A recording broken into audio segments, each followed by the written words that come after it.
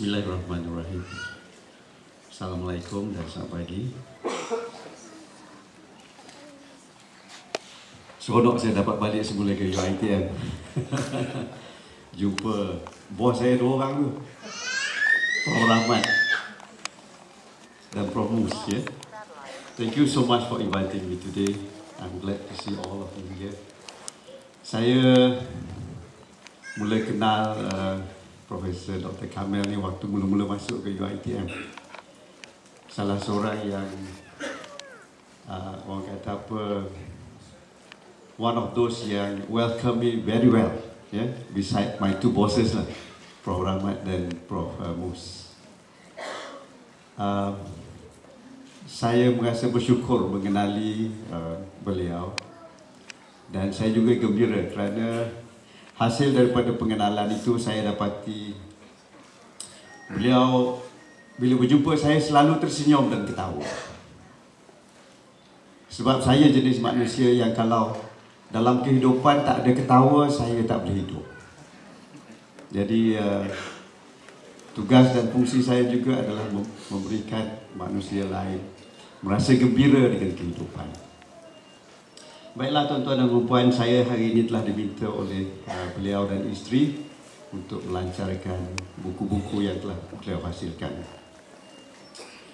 Alhamdulillah, hampir 1,5 tahun yang lepas saya telah diminta untuk membaca dan menulis kata pengantar buku Travelog Kehidupan Abadi hasil karya Puan Rosa Ruslan.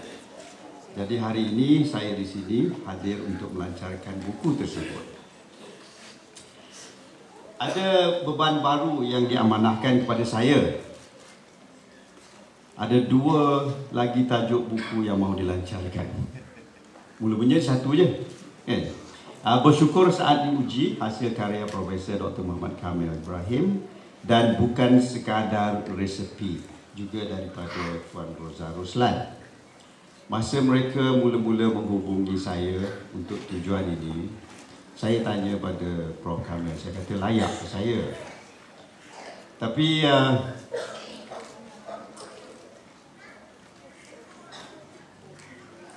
saya agak keberatan sebab saya tak pernah buat benda ni sebenarnya, melancarkan buku-buku yang ditulis oleh orang yang sebesar Prof Kamil ni, kan?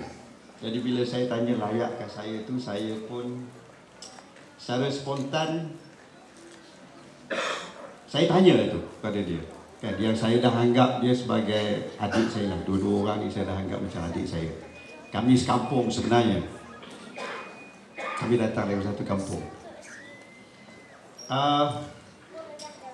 Permintaan yang dihantar jauh dari bumi Madinah itu beberapa bulan yang lampau itu, saya anggap mula-mulanya saya anggap sebagai gurauan saja. Saya terfikir saya bukanlah seorang ajar, sebagaimana yang telah melancarkan buku beliau yang terdahulu, Menyingkap Pengurusan Universiti, dilancarkan oleh seorang raja. Saya juga bukan seorang menteri besar, kan, yang telah melancarkan buku beliau, PhD kecil tapi signifikan itu dulu. Apatah lagi, pasti saya bukan juga seorang jutawan yang telah melancarkan buku Prof Kamil, Travelog Haji, Mengubah Sempadan Iman, 50 Tip Motivasi Haji, dan Travelog Impian Abadi. Okay? Sultan, Menteri Besar, jutawan yang berdiri di depan tuan-tuan hari ini, none of those. Tuan-tuan yang saya hormati, apakah jawapan beliau kepada saya bila saya kata layakkah saya? Beliau menulis baris ayat yang menyebabkan saya tak dapat menolak permintaan tersebut. Ayatnya berbunyi, saya hanya menjemput mereka yang layak. Oh, jadi besar saya sekejap. Jadi saya kata okeylah, saya terima.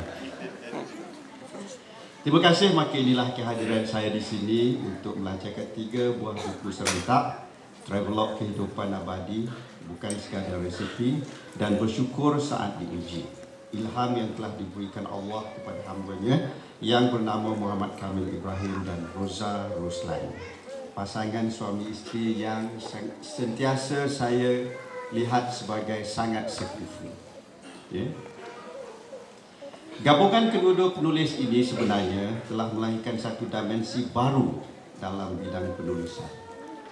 Mereka begitu fokus menggunakan penulisan bagi mengajak khalayak pembaca untuk semakin hampir dengan Allah. Allah berfirman dalam surah Al-Imran ayat 104 yang bermaksud, dan hendaklah ada di antara kamu segolongan umat yang menyeru kepada kebajikan, menyuruh kepada yang makruf dan mencegah dari yang mungkar. Merekalah orang-orang yang beruntung. Buku-buku mereka kelihatan bersahaja hampir dengan setiap lapisan masyarakat, dan yang paling penting meresap ke jiwa sanubari. Misalnya, saya sendiri melihat kehidupan ini sebagai suatu perjalanan. Kalau tuan-tuan dah baca buku Puan Roza, itu sebahagian daripada kata pengantar yang telah saya tulis. Dalam perjalanan kita mengutip pengalaman. Pengalaman itu jika kita kongsi bersama akan menjadi panduan hidup yang sangat berguna.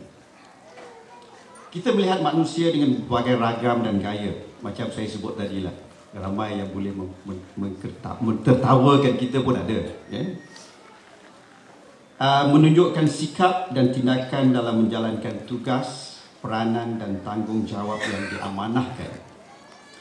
Kita akan bertemu keberkatan serta juga kemungkaran yang diselindungi dalam peristiwa suka duka, pahit manis dan hilai ketawa.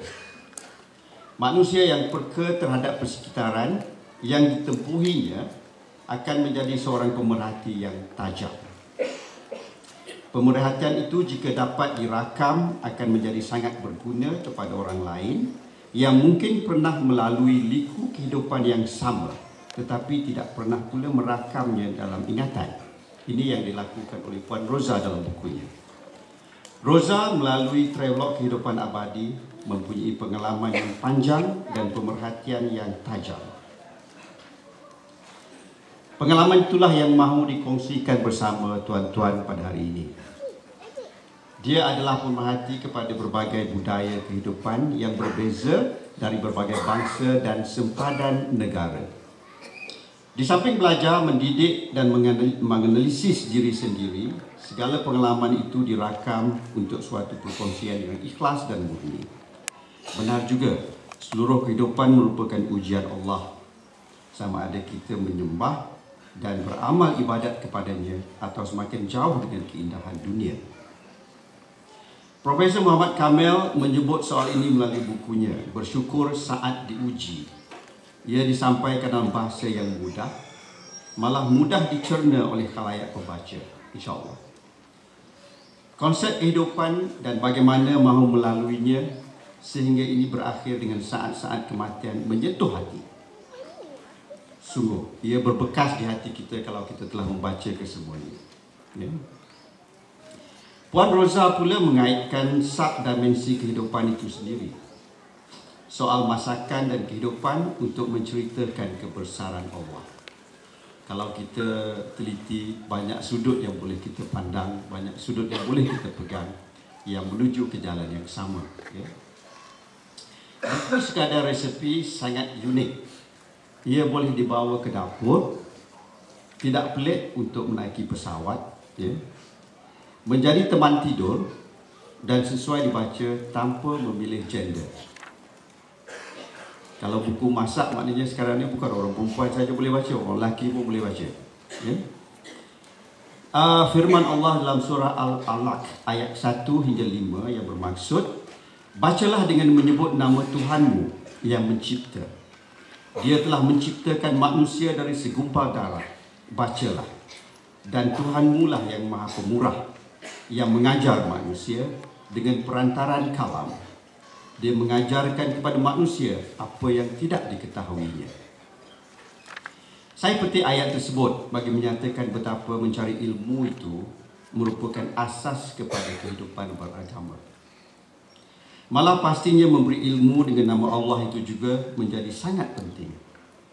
Rasulullah SAW pernah bersabda yang bermaksud, apabila seorang mati, putuslah amalannya kecuali 3 perkara, iaitu sedekah jariah, ilmu yang memberi faedah kepada orang lain, atau anak yang saleh yang berdoa untuknya.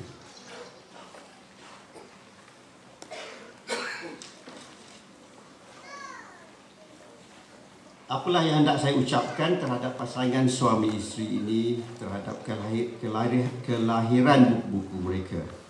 Kita menerimanya dengan rasa berbesar hati dan dengan pemikiran yang terbuka. Pastinya kita juga akan menekuni ilmu yang tersurat dan tersirat melalui karya-karya tersebut. Alhamdulillah, saya ditakdirkan berada di sini bertamu bersama tuan-tuan, menjadi sebahagian daripada kisah buku mereka. Maka itu dengan izin Allah, Bismillahirrahmanirrahim, saya melancarkan ke semua buku-buku ini. Bersyukur saya saat diuji, bukan sekadar resepi dan travelog kehidupan abadi. Sekian, terima kasih. Assalamualaikum.